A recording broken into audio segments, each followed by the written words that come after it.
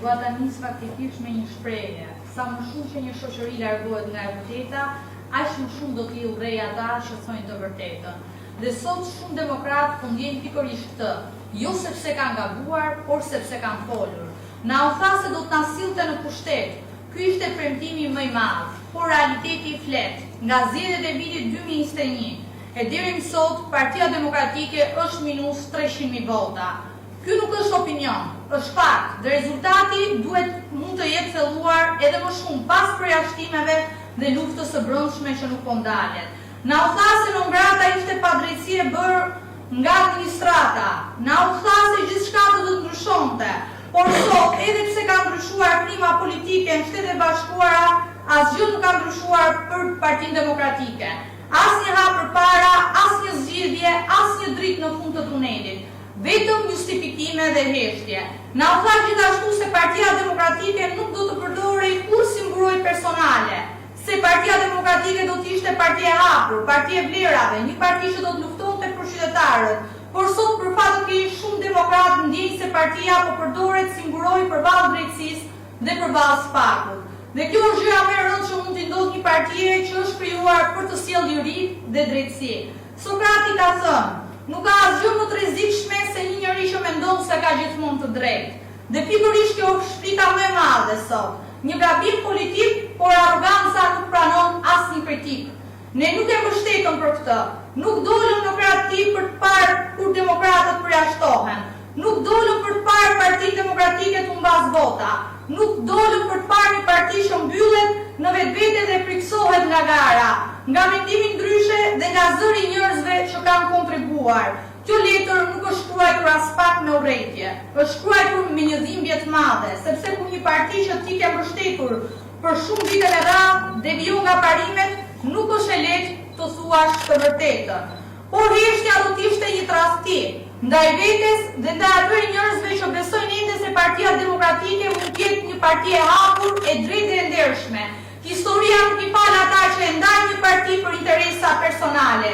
Historia i kujtojnë ata që e bashkojnë një parti. Koha e justifikimeve ka mbaruar. Demokratët meritojnë të vërtetën. Ne mbështetëm Sali Berishën sepse e konsideronim burr të fjalës. E mbështetëm jo nga frika, jo nga interesi, por nga fjala që dha dhe nga premtimet që ai bëri. Sepse në politik mund të ketë debate, mund të ketë gabime, por fjala e dhënë është thelbi në të cilët ndërtohet besimi. Edhe kanuni e thotë qartë, kur jepet fjala, jepet besa, dhe kjo nuk është thjesht një shprehje tradicionale, është një kontratë morale mes individëve. Në këtë besë e bëm me Sali Berishën. E mbështetëm sepse besuam se fjala që dha do të mbahej, por sot e vërteta është ndryshe. Fjala u dha, por nuk u mbajt. Na u tha se deputetët do t'i vendosni ju. Na u tha se partia është e demokratëve dhe se gara do të ishte e hapur. Na u tha se askush nuk do të përjashtohej, vetëm sepse mendon ndryshe. Dhe shumë prej nesh e besuam këtë, sepse menduam se më në fund Partia Demokratike po kthehej te parimi më i rëndësishëm, që është meritokracia dhe gara e ndershme. Por çfarë ndodhi në realitet? U bën primare dhe njerëzit votuan. Demokratët votuan me bindje, votuan me shpresë, votuan duke menduar se zëri i tyre do të respektohej. Por pas votës së tyre ndodhi e kundërta.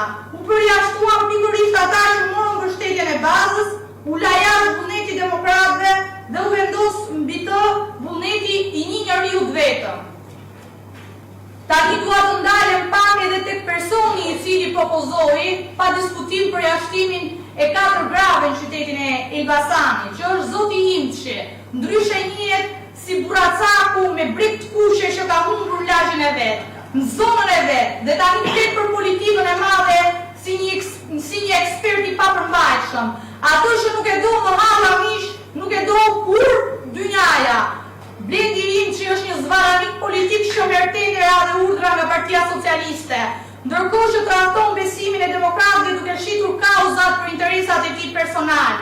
Një lider që përpiqet të duket i fortë, por që në thelb sillet si një qeniash që shërben vetëm për të ruajtur pozicionin e tij. I shërben dhe i bindet Flamunokos si një qen besnik sepse e di fare mirë që demokratët dhe qytetarët e Elbasanit nuk e duan. Partia nuk mund të eci përpara kur